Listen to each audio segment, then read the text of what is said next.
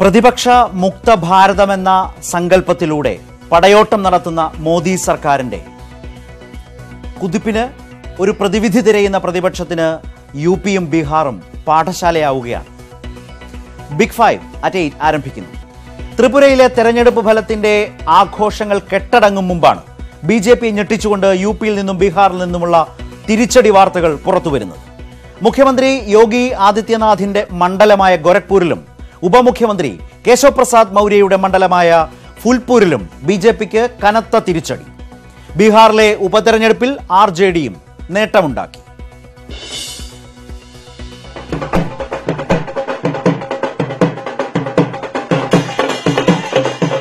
2014 ലോക്സഭാ തെരഞ്ഞെടുപ്പിലും 2017 നിയമസഭാ തെരഞ്ഞെടുപ്പിലും വീശിയടിച്ച ബി.ജെ.പി തരംഗം ഇത്തവണ ഉത്തർപ്രദേശിലുണ്ടായില്ല. പൊതുശത്രുവിനെ നേരിടാൻ ഭിന്നത മറന്നൊന്നിക്കുകയെന്ന അഖിലേഷ് മായാവതി തന്ത്രം വിജയിക്കുകയും ചെയ്തു. ലോക്സഭാ തെരഞ്ഞെടുപ്പിന്റെ സെമി ഫൈനലിൽ വിശേഷിപ്പിച്ച ഉപതെരഞ്ഞെടുപ്പിൽ ഉറച്ച കോട്ടകളായ ഗോരഖ്പൂരിലും ഫുൽപൂരിലും ബി.ജെ.പിക്ക് കനത്ത പരാജയം. മുഖ്യമന്ത്രി യോഗി ആദിത്യനാഥ് 5 തവണ തുടർച്ചയായി വിജയിക്കുകയും യോഗി രാജിവെച്ച ഒഴിവിലേക്ക് നടക്കുകയും ചെയ്ത ഗോരഖ്പൂർ ഉപതെരഞ്ഞെടുപ്പിൽ ബി.ജെ.പി സ്ഥാനാർത്ഥി ഉപേന്ദ്ര ശുക്ല സമാജ്വാദി പാർട്ടി സ്ഥാനാർത്ഥി പ്രവീൺ കുമാർ നിഷാദിനോട് പരാജയപ്പെട്ടത് 21,500-ലധികം വോട്ടുകൾക്ക്. കഴിഞ്ഞ തവണ 3 ലക്ഷത്തിലധികമായിരുന്നു ആദിത്യനാഥിന്റെ ഭൂരിപക്ഷം. ഉപമുഖ്യമന്ത്രി കേശവ് പ്രസാദ് മൗര്യയുടെ മണ്ഡലമായ ഫുൽപൂരിൽ വോട്ടെണ്ണലിന്റെ ആദ്യഘട്ടത്തിൽ തന്നെ സമാജ്വാദി പാർട്ടി ലീഡ് നേടി. കഴിഞ്ഞ തവണ ബി.ജെ.പിയോട് അടിയറവ് പറഞ്ഞ മണ്ഡലത്തിൽ സമാജ്വാദി പാർട്ടിയുടെ നാഗേന്ദ്ര പ്രതാപ് പട്ടേൽ 59,000-ലധികം വോട്ടുകൾക്ക് ബി.ജെ.പി സ്ഥാനാർത്ഥി കൗശലേന്ദ്ര സിംഗ് പട്ടേലിനെ പരാജയപ്പെടുത്തി. ഗോരഖ്പൂരിൽ സമാജ്വാദി പാർട്ടി സ്ഥാനാർത്ഥി ലീഡ് നേടിയതിനു പിന്നാലെ വോട്ടെണ്ണൽ കേന്ദ്രത്തിൽ മാധ്യമങ്ങളെ വിലക്കിയത് യുപി നിയമസഭയിലും പാർലമെന്റിലും പ്രതിഷേധത്തിനിടയാക്കി. മഹാസഖ്യം ഉപേക്ഷിക്കുകയും ബി.ജെ.പിക്കൊപ്പം ചേർന്ന് സർക്കാർ രൂപീകരിക്കുകയും ചെയ്തതിനു ശേഷം നടന്ന ആദ്യ തെരഞ്ഞെടുപ്പിൽ ജെ.ഡി.യുവിന് തിരിച്ചടി നേരിട്ടു. അരാറിയ ലോക്സഭാ മണ്ഡലത്തിൽ ബി.ജെ.പിയെ പരാജയപ്പെടുത്തി ആർ.ജെ.ഡി സീറ്റ് നിലനിർത്തി. 60,000-ലധികം വോട്ടുകൾക്ക് മുൻ എം.പി തസ്ലിമുദ്ദീന്റെ മകൻ സഫ്രാസ് സാലമാണ് ഇവിടെ വിജയിച്ചത്. ജെ.ഡി.യുവും ആർ.ജെ.ഡിയും നേർക്കുനേറേറ്റുമുട്ടിയ ജഹാനാബാദ് നിയമസഭാ സീറ്റിലും ആർ.ജെ.ഡി വിജയിച്ചു. കനത്ത പരാജയത്തിനിടയിലും ബി.ജെ.പിക്ക് ആശ്വാസമായത് ബാബുവ സീറ്റ് നിലനിർത്താൻ കഴിഞ്ഞതാണ്.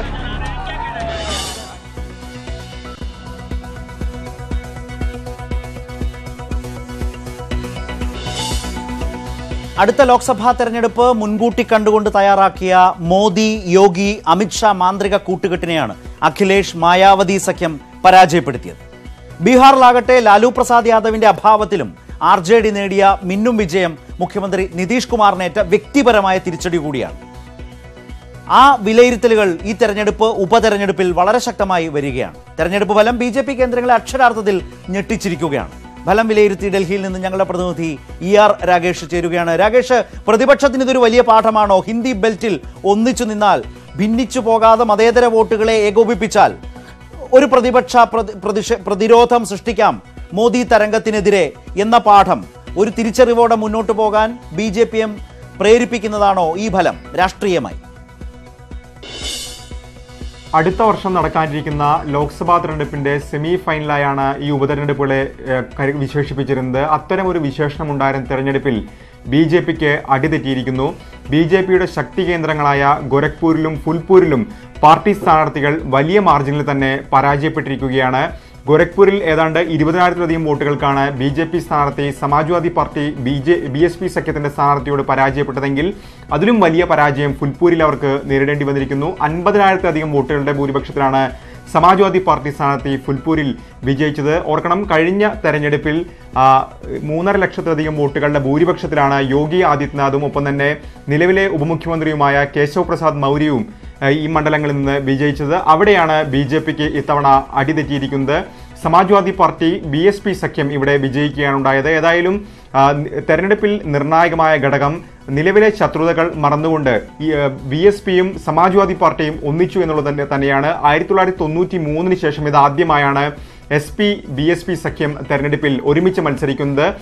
പൊതുശത്രുവിനെ ബി.ജെ.പി എന്ന പൊതുശത്രുവിനെ അവർ നേരിടാൻ തീരുമാനിച്ചു. ഏതായാലും ആ തന്ത്രം ഫലം കണ്ടിരിക്കുന്നു എന്ന് തന്നെ വേണം ഈ 2 ഉപതെരഞ്ഞെടുപ്പുകൾ വിജയത്തിൽ നിന്ന് മനസ്സിലാക്കാൻ. അതേസമയം ബീഹാറിലും സമാനമായ ഒരു സാഹചര്യം തന്നെയായിരുന്നു നിലവിലുണ്ടായിരുന്നത്. കാരണം കഴിഞ്ഞ നിയമസഭാ തെരഞ്ഞെടുപ്പിൽ JDUവും കോൺഗ്രസും RJDയും ഒരുമിച്ചുകൊണ്ട് മഹാസഖ്യമായാണ് അവിടെ മത്സരിച്ചിരുന്നത്. പക്ഷേ അടുത്തിടെ JDU ആ സഖ്യം വിടുകയും BJPക്കൊപ്പം സർക്കാർ രൂപീകരിക്കുകയും ചെയ്തു. അതിനുശേഷം നടന്നൊരു ആദ്യ തെരഞ്ഞെടുപ്പായിരുന്നു ഇപ്പോൾ കണ്ടത്. ഒരു ലോക്സഭാ സീറ്റിലേക്കും 2 നിയമസഭാ സീറ്റുകളിലേക്കുമാണ് ഉപതെരഞ്ഞെടുപ്പ് നടന്നത്. അതിൽ JDUവിന്റെ സഹായമില്ലാതെ തന്നെ RJD കോൺഗ്രസിനൊപ്പം ചേർന്നുകൊണ്ട് RJD അരാറിയ ലോക്സഭാ സീറ്റിൽ വിജയിക്കാനുണ്ടായത്. 60,000-ലധികം വോട്ടുകളുടെ ഭൂരിപക്ഷത്തിലാണ് ഇവിടെ RJDയുടെ സ്ഥാനാർത്ഥി വിജയിച്ചിരിക്കുന്നത്. മാത്രവുമല്ല അവരുടെ സിറ്റിംഗ് സീറ്റായ ജഹാനാബാദിലെ നിയമസഭാ സീറ്റ് RJDക്ക് വിജയിക്കാനും സാധിച്ചിട്ടുണ്ട്. BJPക്ക് ഈ വലിയ തകർച്ചയ്ക്കിടയിലും അവർക്ക് ആശ്വാസം നൽകിയത് ബാബുവയിലെ നിയമസഭാ സീറ്റ് വിജയിക്കാൻ സാധിച്ചു എന്നുള്ളത് മാത്രമാണ്. ഏതായാലും ബീഹാറിൽ ഫലം കണ്ടത്, പ്രത്യേകിച്ച് ഇത്ര വലിയ തിരിച്ചടി ഉണ്ടായിരിക്കുന്നത് നിതീഷ് കുമാറിനേറ്റ വ്യക്തിപരമായ തിരിച്ചടി കൂടിയാണ്. കാരണം ലാലു പ്രസാദ് യാദവ് നിലവിൽ അഴിമതി കേസിൽ ശിക്ഷിക്കപ്പെട്ട് ജയിലിലാണുള്ളത്. അതുകൊണ്ട് തന്നെ പ്രചാരണ രംഗത്ത് ലാലുവിന്റെ അഭാവം ഉണ്ടായിരുന്നു. RJD വലിയ പ്രതിസന്ധിയിലേക്ക് പോകുന്ന ഒരു കാലഘട്ടം. അവിടെയാണ് മകൻ തേജസ്വി യാദവ് പാർട്ടിയുടെ ചുമതല ഏറ്റെടുക്കുകയും പ്രചാരണം നയിക്കുകയും ചെയ്ത് അത്തരത്തിലുള്ള പ്രചാരണം തന്നെയാണ് ഏതായാലും RJDക്ക് അവിടെ ഗുണം ചെയ്തിരിക്കുന്നത്. മാത്രവുമല്ല HIM എന്ന പാർട്ടി മുൻ മുഖ്യമന്ത്രിയും JDUവിന്റെ പഴയ നേതാവുമായിരുന്ന ജിതിൻ റാം മാഞ്ചി അടുത്തിടെയാണ് NDA വിട്ടുകൊണ്ട് ലാലുവിനൊപ്പം ചേരുന്നത്. അത്തരത്തിൽ ദളിത് വോട്ടുകൾ സമാഹരിക്കാൻ ജിതിൻ റാം മാഞ്ചിക്കും സാധിച്ചു. അതുതന്നെയാണ് ബീഹാറിലെ തെരഞ്ഞെടുപ്പ് ഫലത്തിലും പ്രതിഫലിച്ചിരിക്കുന്നത്. ഏതായാലും ഉപതെരഞ്ഞെടുപ്പ് ഫലത്തിൽ നിന്ന് മനസ്സിലാക്കാൻ സാധിക്കുന്നത്, അനുമാനിക്കാൻ സാധിക്കുന്നത് BJP വലിയ പരാജയം അവിടെ നേരിട്ടിരിക്കുന്നു. 1 വർഷം മാത്രമാണ് ലോക്സഭാ തെരഞ്ഞെടുപ്പിന് ഇനി അവശേഷിക്കുന്നത്. BJP കനത്ത പരാജയം ഈ മണ്ഡലങ്ങളിൽ നേരിട്ടിരിക്കുന്നു. രാകേഷ് ഇപ്പോൾ സൂചിപ്പിച്ചതുപോലെ കൃത്യമായ രാഷ്ട്രീയ പരീക്ഷണശാലയായി 2 തരത്തിൽ മാറിയിരിക്കുകയാണ് ഉത്തർപ്രദേശും ബീഹാറും. തിരിച്ചറിവിന്റെ നിലനിൽപ്പിന്റെ രാഷ്ട്രീയ സഖ്യത്തിലേക്ക് മായാവതിക്കും അഖിലേഷ് യാദവിനുമൊക്കെ ഒത്തുചേരേണ്ടി വന്നു. ഒരിക്കലും ഒത്തുചേരാത്തവർ എന്ന് BJP കരുതിയവരാണ് പൊതു ശത്രുവിനെതിരെ ഒന്നിച്ചത്. അത് BJPയെ ഞെട്ടിച്ചിരിക്കുകയാണ്. മോദി അമിത്ഷാ സഖ്യത്തെ ഞെട്ടിച്ചിരിക്കുകയാണ്. ബീഹാറിൽ മറ്റൊരു തരത്തിലാണ്. നിതീഷ് കുമാർ വിട്ടുപോയിട്ടും അഴിമതി കേസിൽ ജയിലിലായിട്ടും ലാലുവിന്റെ പ്രഭാവം മകനിലൂടെ ആ പാർട്ടി ലോക്സഭാ സീറ്റ് നിലനിർത്തി തന്നെ മുന്നോട്ടു പോകുന്നു. 2 തരത്തിലാണ് ഈ 2 സംസ്ഥാനങ്ങളിലെയും പ്രതിപക്ഷ മുന്നേറ്റത്തെ കാണേണ്ടത്. തീർച്ചയായും ഈ അപ്രതീക്ഷിതമായി ഉണ്ടായ തിരിച്ചടിയിൽ പകച്ചു നിൽക്കുകയാണ് BJP. നിയമസഭാ തെരഞ്ഞെടുപ്പിൽ ചരിത്ര വിജയം നേടിയിട്ട് 1 വർഷം പിന്നിടുമ്പോഴാണ് UPയിലെ ഈ അപ്രതീക്ഷിത ഫലം. UPയിലും ദേശീയ തലത്തിലും പുതിയ രാഷ്ട്രീയ സമവാക്യങ്ങൾ തേടുന്ന പ്രതിപക്ഷ കക്ഷികൾക്ക് പുത്തൻ ഉണർവ് ആവുകയും ചെയ്യും ഈ അനുകൂല വിധി. 25 വർഷത്തെ ശത്രുതയ്ക്കു ശേഷം ഒരുമിച്ച SPയും BSPയും അതിനേക്കാളുപരി മായാവതിയും അഖിലേഷ് യാദവും BJPയെ തറപറ്റിക്കുകയെന്ന അവരുടെ ലക്ഷ്യം നേടുകയും ചെയ്തു. പ്രതിപക്ഷം ഭിന്നിക്കാതിരുന്നാൽ ഫലം BJPക്ക് എതിരാകുമെന്ന് തെളിഞ്ഞതോടെ അടുത്ത ലോക്സഭാ തെരഞ്ഞെടുപ്പിൽ UPയിൽ രാഷ്ട്രീയ ചിത്രം മാറിയേക്കാം, മാറാതെയും ഇരിക്കാം. പക്ഷേ രാഷ്ട്രീയ പോര് അതിൻ്റെ ഏറ്റവും ശക്തമായ മൂർധന്യമായ അവസ്ഥയിലേക്ക് മാറും എന്ന് വ്യക്തം. തരംഗങ്ങൾക്കും അപ്പുറമുള്ള നേർക്കുനേർ പോരാട്ടത്തിൻ്റെ ഒരു പുതിയ രാഷ്ട്രീയ കാഴ്ച ഒരുപക്ഷെ ഹിന്ദി ബെൽറ്റ് UP ആ ഹൃദയഭൂമി നൽകിയേക്കാം. അധികാരത്തിലെത്തി കേവലം 1 വർഷമാകുമ്പോൾ പുറത്തു വരുന്ന ഫലം UP സർക്കാരിനും കേന്ദ്ര സർക്കാരിനും നേരെയുള്ള ചൂണ്ടുപലകയാണ്, ഷോക്ക് ട്രീറ്റ്മെൻ്റാണ്. ചുരുക്കി പറഞ്ഞാൽ വിജയത്തേരിൽ മുന്നോട്ട് പാഞ്ഞ BJPക്ക് ഒരു കടിഞ്ഞാണിടൽ കൂടിയായി തെരഞ്ഞെടുപ്പ് ഫലം. ഹിന്ദി ഹൃദയഭൂമിയിൽ നിന്നും നേരിട്ട് കേരളത്തിലേക്ക് ഒരു ഉപതെരഞ്ഞെടുപ്പിൻ്റെ എല്ലാ ആവേശത്തിലേക്കും കേരളം ചെങ്ങന്നൂരിലൂടെ അങ്ങനെ നടന്നു നീങ്ങുകയാണ്. BJP BDJS ബന്ധത്തിൽ വീണ്ടും ഉലച്ചിൽ ഉണ്ടായിരിക്കുന്നു എന്നതാണ് ചെങ്ങന്നൂർ ഉപതെരഞ്ഞെടുപ്പിൻ്റെ ഏറ്റവും പുതിയ സാഹചര്യം നൽകുന്ന കൃത്യമായ സൂചനകൾ. വാഗ്ദാനങ്ങൾ പാലിക്കപ്പെടുന്നതുവരെ NDAയുമായി സഹകരണത്തിനില്ല എന്നാണ് BDJS വ്യക്തമാക്കിയിരിക്കുന്നത്. ചെങ്ങന്നൂർ ഉപതെരഞ്ഞെടുപ്പിൽ BJPക്കുള്ള വ്യക്തമായ മുന്നറിയിപ്പ് കൂടിയാണിത്. ആപത്ത് മനസ്സിലാക്കിയ BJP BDJSനെ അനുനയിപ്പിക്കാനുള്ള ശ്രമങ്ങൾ ആരംഭിച്ചു കഴിഞ്ഞു.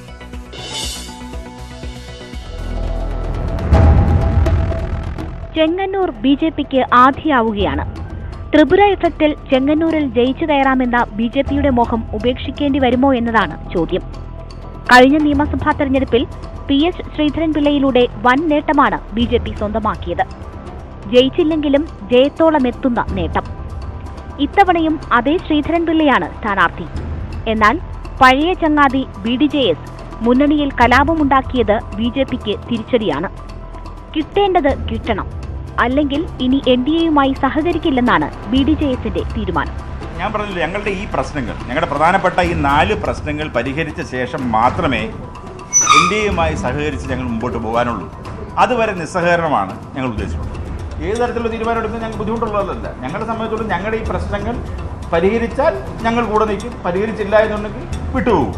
തനിക്ക് MP സ്ഥാനം നൽകുമെന്ന വാർത്തയിലുള്ള പരിഭവവും തുഷാർ മറച്ചുവെക്കുന്നില്ല. വാർത്തയ്ക്ക് പിന്നിൽ ചില BJP നേതാക്കളാണ്. കാര്യം ഇതിന് ഒന്നാമത് MP എന്ന് പറയുന്ന ഒരു കാര്യം മനസ്സാവാച അറിയാത്തൊരു കാര്യത്തെക്കുറിച്ചിട്ട് BJPയിലുള്ള ആളുകൾ തന്നെ കൊണ്ടുപോയി വാർത്ത കൊടുത്ത് ആ വാർത്ത മുഴുവൻ പ്രചരിപ്പിക്കുകയും ഞങ്ങളെ ചീത്തയാക്കാൻ വേണ്ടി ഞങ്ങളായിട്ട് ആവശ്യപ്പെട്ടിട്ട് തരാത്തതാണെന്ന് പറഞ്ഞുകൊണ്ട് പ്രചരിപ്പിക്കാൻ ശ്രമിക്കുക എന്ന് പറഞ്ഞ് കൂടെ നിന്ന് കാലച്ചവിട്ടുന്നല്ലേ. അവർക്ക് വളരെ വ്യക്തമായിട്ട് അറിയാവുന്നതാണ്. ഒരു പ്രാവശ്യം ഏതെങ്കിലും ഒരു കത്ത് എനിക്ക് MP ആയ സ്ഥാനം വേണമെന്ന് പറഞ്ഞിട്ട് ഞാൻ കൊടുത്തിട്ടുണ്ടെന്ന് പറയട്ടെ. വാഗ്ദാനം ചെയ്ത 14 ബോർഡ് കോർപ്പറേഷൻ അധ്യക്ഷ സ്ഥാനങ്ങൾ ഉടൻ ലഭിക്കണം. BJP ഒഴികെയുള്ള NDA ഘടകകക്ഷികളുടെ യോഗം 2 ആഴ്ചയ്ക്കകം വിളിച്ചു ചേർക്കാനും BDJS തീരുമാനിച്ചിരിക്കുകയാണ്. പാർട്ടിയുടെ രണ്ടും കൽപ്പിച്ചുള്ള തീരുമാനം BJPയെയും അങ്കലാപ്പിലാക്കി.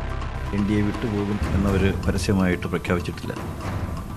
ഈ സാഹചര്യത്തിൽ അവർ ഉയർത്തിക്കൊണ്ടുവന്നിട്ടുള്ള അവരുടെ ആവശ്യങ്ങൾ, അവരുടെ ആക്ഷേപങ്ങൾ ഇതെല്ലാം തന്നെ പരിഹരിക്കേണ്ടതായിട്ടുള്ള കേന്ദ്രങ്ങളുമായി ബന്ധപ്പെട്ട് അതിന് പരിഹാരം കണ്ടെത്താനുള്ള ശ്രമം നടത്തും. ചെങ്ങന്നൂരിൽ ആദ്യമാർണമെങ്കിൽ BDJS ഒപ്പമുണ്ടാകണമെന്നാണ് BJP സംസ്ഥാന നേതൃത്വത്തിന്റെ ആഗ്രഹം. കുമ്മനം പറയുന്നത് പോലെ നടക്കണമെന്നുണ്ടെങ്കിൽ BDJSന് കിട്ടേണ്ടത് കിട്ടുകയും വേണം. എന്നാൽ BJP കേന്ദ്ര നേതൃത്വം ഇപ്പോഴും വിഷയത്തിൽ കാര്യമായി ഇടപെട്ടിട്ടില്ല.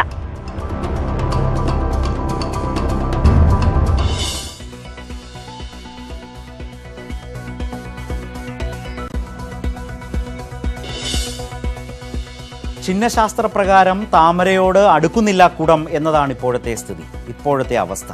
പ്രത്യയശാസ്ത്ര പ്രശ്നം ഒന്നുമല്ല ചെങ്ങന്നൂരിലേത്, പദവികളുടെ വിഷയം മാത്രമാണ്. പ്രത്യയശാസ്ത്രം കണക്കിലെടുക്കുകയാണെങ്കിൽ SNDPയോ BDJSോ ഒരിക്കലും BJPയുമായി ചേർന്നു പോകേണ്ട സംഘടനയുമല്ല.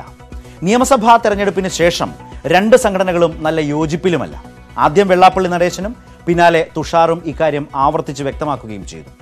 ചെങ്ങന്നൂർ ഉപതെരഞ്ഞെടുപ്പിന് മുമ്പ് കിട്ടേണ്ടത് നേടിയെടുത്തില്ലെങ്കിൽ പിന്നെ എന്താകുമെന്ന് BDJSനും നന്നായി അറിയാം. എന്തായാലും അധികാരത്തിനു വേണ്ടിയുള്ള ഈ വിലപേശൽ കൊണ്ട് പാർട്ടിക്കോ നേതാക്കൾക്കോ അതോ വോട്ട് നൽകുന്ന ജനത്തിനോ ഗുണം എന്ന ചോദ്യമാണ് ഇവിടെ ഉയരുന്നത്, പ്രസക്തമാകുന്നത്.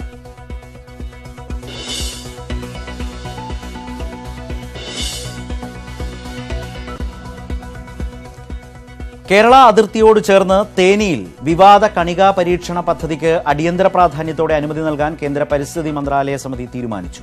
കഴിഞ്ഞ വർഷം ഹരിത ട്രിബ്യൂണൽ അനുമതി മരവിപ്പിച്ച പദ്ധതിക്കാണ് പരിസ്ഥിതി പ്രത്യാഘാത പഠനമോ പബ്ലിക് ഹിയറിംഗോ പോലും നടത്താതെ ഇപ്പോൾ അനുമതി നൽകിയിരിക്കുന്നത്.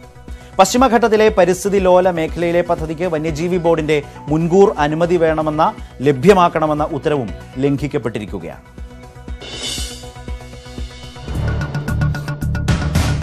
കേരളത്തിൽ നിന്നും തമിഴ്നാട്ടിൽ നിന്നുമുള്ള പ്രതിഷേധങ്ങൾക്കും സുരക്ഷാ ആശങ്കകൾക്കുമിടെയാണ് തേനിയിൽ വനത്തിൽ കണികാ പരീക്ഷണ പദ്ധതിക്ക് യുദ്ധകാലാടിസ്ഥാനത്തിലുള്ള അനുമതി.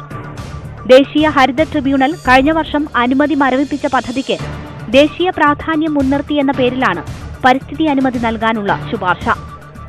മാർച്ച് 5 ചേർന്ന പരിസ്ഥിതി മന്ത്രാലയ സമിതി യോഗം വിവാദ പദ്ധതിക്ക് അനുമതി നൽകാനാവശ്യപ്പെട്ടതിന്റെ രേഖകളാണ് ഇത്.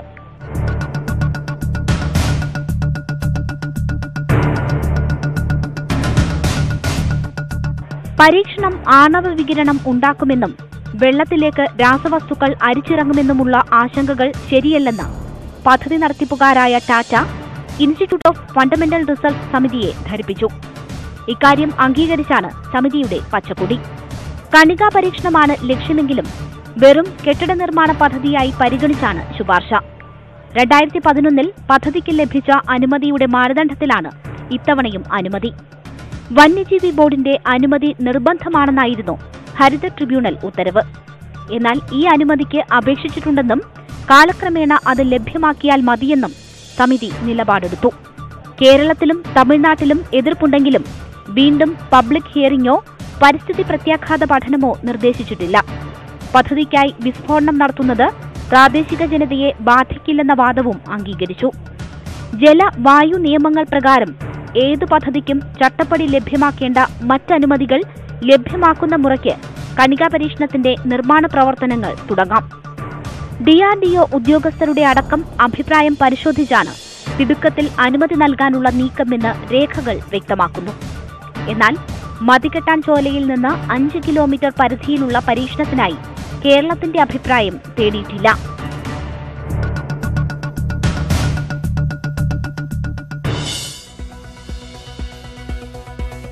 എന്തുകൊണ്ട്, എങ്ങനെയാണ് ഈ അനുമതി അത് തിടുക്കത്തിലാവുന്നത്, അത് വലിയ നിലയ്ക്കുള്ള ആശങ്കയായി മാറുന്നത് എന്നതാണ് ഇപ്പോൾ കണ്ടു കഴിഞ്ഞത്. ഇനി ഈ പദ്ധതിയുമായി ബന്ധപ്പെട്ട അതിൻ്റെ ഭൂതകാലത്തിലേക്കൊന്ന് പോകാം.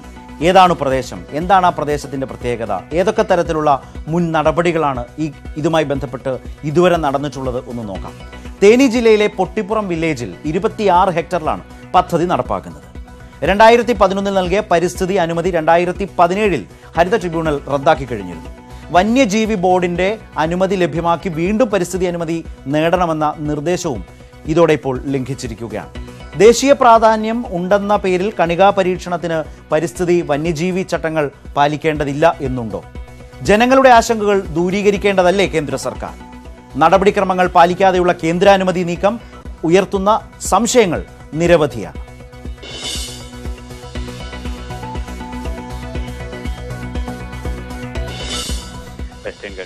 വെസ്റ്റേൺ ഗട്ട്സിൽ നമ്മൾ ഇത്രയും വലിയ ഒരു വർക്ക് ചെയ്യുമ്പോൾ അതുണ്ടാക്കുന്ന ഇമ്പാക്റ്റിനെ പറ്റിയിട്ട് എക്സാക്റ്റ് ആയിട്ടുള്ള കാൽക്കുലേഷൻസ് സയന്റിഫിക് ആയിട്ട് നടത്തിയിട്ടുണ്ടോ എന്നുള്ളതാണ് നമ്മുടെ മുമ്പിലുള്ള പ്രോബ്ലം. അത് ഫിസിക്സിൽ ഇപ്പം ന്യൂട്രിനോ എക്സ്പെരിമെന്റ് നടത്തി ന്യൂട്രിനോസിനെ കണ്ടെത്താൻ വേണ്ടിയിട്ടുള്ള പരീക്ഷണങ്ങൾ നടത്തുന്നത് അതിനേക്കാളൊക്കെ വളരെ ഡീറ്റെയിൽഡ് ആയിട്ടുള്ള ഇമ്പാക്ട് സ്റ്റഡീസ് അതിൻ്റെ അകത്ത് വേണം എന്നുള്ളതാണ് എൻ്റെ അഭിപ്രായം. പരിസ്ഥിതി പ്രവർത്തകർ പറയുന്നത് ഇത് ഒരു ഇല്ലീഗൽ ഒരു ഇല്ലെജിറ്റിമേറ്റ് പെർമിഷൻ ആണ്.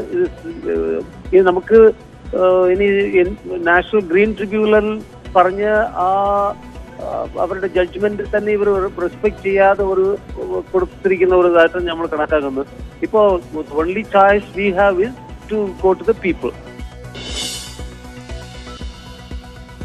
ഗൗരവമുള്ള പരിഗണിക്കപ്പെടേണ്ട ആശങ്കകൾ തന്നെയാണ് ഇവിടെ ഇപ്പോൾ പങ്കുവെക്കപ്പെട്ടിരിക്കുന്നത്. പൊതുജനാഭിപ്രായം തേടാതെയും പഠനം നടത്താതെയുമാണ് പരീക്ഷണത്തിന് അനുമതി നൽകിയത്. മതികെട്ടാൻ ചോലയിൽ നിന്ന് 5 കിലോമീറ്റർ പരിധിയിലുള്ള പദ്ധതിക്ക് കേരളത്തിന്റെ അഭിപ്രായവും തേടിയിട്ടില്ല. അനുമതി കാര്യത്തിൽ മുന്നോട്ട് വെച്ചിരിക്കുന്നത് പതിവ് വ്യവസ്ഥകൾ മാത്രവും. കേരളത്തിലെയും തമിഴ്നാട്ടിലെയും ഡാമുകളെയും വനങ്ങളെയും കൃഷിയെയും ഒക്കെ ബാധിക്കുന്ന വിഷയമാണിത്. കണികാ പരീക്ഷണം പരിസ്ഥിതിയെ എങ്ങനെ ബാധിക്കുമെന്ന കാര്യത്തിൽ കൂടുതൽ ശാസ്ത്രീയ പഠനം നടത്തണമെന്ന ആശങ്കയിലും കാര്യമുണ്ട്. ഇന്ത്യയിലെ ഏറ്റവും ലോലമായ പരിസ്ഥിതി പ്രദേശത്ത് ഇങ്ങനെ ഒരു പരീക്ഷണത്തിന് അനുമതി നൽകുമ്പോൾ ഉണ്ടാകുന്ന ആശങ്കയും സ്വാഭാവികം മാത്രമാണ്. കാര്യമായി പഠനം നടത്താതെ ഇത്തരത്തിലൊരു പരീക്ഷണം നടത്തുമ്പോൾ അത് ജീവൻ കൊണ്ടുള്ള കളിയാണെന്ന് ഓർമ്മയുണ്ടാവണം. ഇടവേളയ്ക്ക് മുമ്പ് നമ്മൾ കണ്ടത് കണികാ പരീക്ഷണത്തിന്റെ പേരിൽ കേരളത്തിനോട് ചോദിക്കുക പോലും ചെയ്യാതെ ജനങ്ങളുടെ ആശങ്ക പരിഗണിക്കാതെ കേന്ദ്രം നൽകിയ അനുമതിയെപ്പറ്റിയാണ്. എങ്കിൽ ഇനി കാണാൻ പോകുന്നത് ജനങ്ങളുടെ ശക്തമായ പ്രതിഷേധത്തെയും പരാതിയെയും അവഗണിച്ച് സംസ്ഥാന സർക്കാരും CPM-ഉം എങ്ങനെ മുന്നോട്ടു പോകുന്നു എന്നതിന്റെ കാഴ്ചകളാണ്. കണ്ണൂർ കീഴാറ്റൂരിൽ വയൽക്കിളികളുടെ സമരപ്പന്തൽ CPM പ്രവർത്തകർ തീയിട്ടു. കീഴാറ്റൂരിൽ ദേശീയപാത ബൈപ്പാസിനെതിരെ ആത്മഹത്യാ ഭീഷണി മുഴക്കിയ വയൽക്കിളികളെ പോലീസ് അറസ്റ്റ് ചെയ്തു നീക്കി. ഇതിനു പിന്നാലെയാണ് വയലിലെ സമരപ്പന്തലിന് CPM പ്രവർത്തകർ തീയിട്ടത്.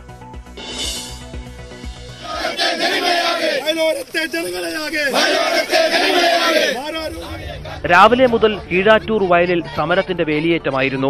ദേശീയപാത ബൈപ്പാസിനുള്ള സർവേ നടത്താൻ അനുവദിക്കില്ലെന്നും ഉദ്യോഗസ്ഥരെ തടയുമെന്നും വ്യക്തമാക്കി വയലിൽ കൊടികുത്തി. പോലീസ് സംഘം വയലിലിറങ്ങാൻ ശ്രമിച്ചപ്പോൾ ശരീരത്തിൽ ഡീസൽ ഒഴിച്ച് സമരസമിതി നേതാക്കളുടെ ആത്മഹത്യാ ഭീഷണി. പോലീസല്ല വയലിൽ വേണ്ടത്, കൃഷിക്കാരാണ്. പോലീസിന് വയലിൽ പണിയില്ല, വയലിൽ നിൽക്കേണ്ടത് കൃഷിക്കാരാണ്. പോലീസ് പിരിഞ്ഞു വേണം.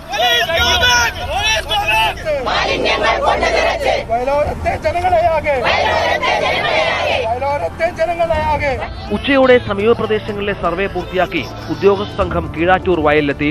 ഇവരെ തടയാൻ ശ്രമിച്ച വയൽക്കിളികളെ പോലീസ് അറസ്റ്റ് ചെയ്ത് നീക്കി.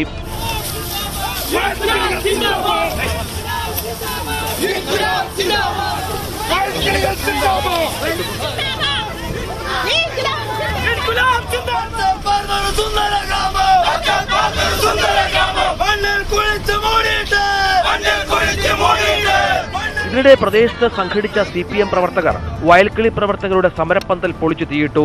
ഫയർഫോഴ്സ് എത്തിയാണ് തീയണച്ചത്. ബൈപ്പാസിനായുള്ള വയലിലൂടെ സർവേ പൂർത്തീകരിച്ചുവെന്ന് അധികൃതർ. തളിപ്പറമ്പ് ബൈപ്പാസിന് മൊത്തം നമ്മൾ ഏറ്റെടുക്കുന്ന ഭൂമി 31 ഹെക്ടറാണ്. അതായത് ഒരു 70 ഏക്കർ. അതിൽ 12 ഏക്കറാണ് ഇവിടെ കീഴാറ്റൂരുള്ളത്. സർവേ പൂർത്തീകരിച്ചതോടെ വ്യാഴാഴ്ച കളക്ടർ വിളിച്ചു ചേർത്ത ചർച്ചയ്ക്കും പ്രസക്തിയില്ലാതായി.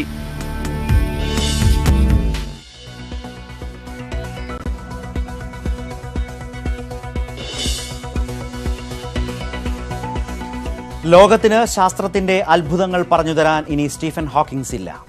അരനൂറ്റാണ്ടിലേറെക്കാലം ലോകത്തെ അത്ഭുതപ്പെടുത്തിയും പ്രചോദിപ്പിച്ചും ജീവിച്ച ഹോക്കിങ്സ് വിടവാങ്ങി. 20-ാം വയസ്സിൽ ഡോക്ടർമാർ മരണം വിധിച്ച ഗവേഷക വിദ്യാർത്ഥിയാണ് മരണത്തെ അതിജീവിച്ച് നൂറ്റാണ്ടിന്റെ ശാസ്ത്ര പ്രതിഭയായി മാറിയ സ്റ്റീഫൻ ഹോക്കിങ്സ്. എന്നും നിഗൂഢമായി നിന്ന തമോഗർത്തങ്ങളെക്കുറിച്ചുള്ള രഹസ്യം അനാവരണം ചെയ്യുന്നതുൾപ്പെടെ അദ്ദേഹം മുന്നോട്ട് വെച്ച സിദ്ധാന്തങ്ങൾ ശാസ്ത്ര ലോകത്തിന് നേട്ടമായി. ചക്രക്കസേരയിലെ ജീവിതം തന്നെയായിരുന്നു ഹോക്കിംഗ് മനുഷ്യരാശിക്ക് നൽകിയ മികച്ച സന്ദേശം.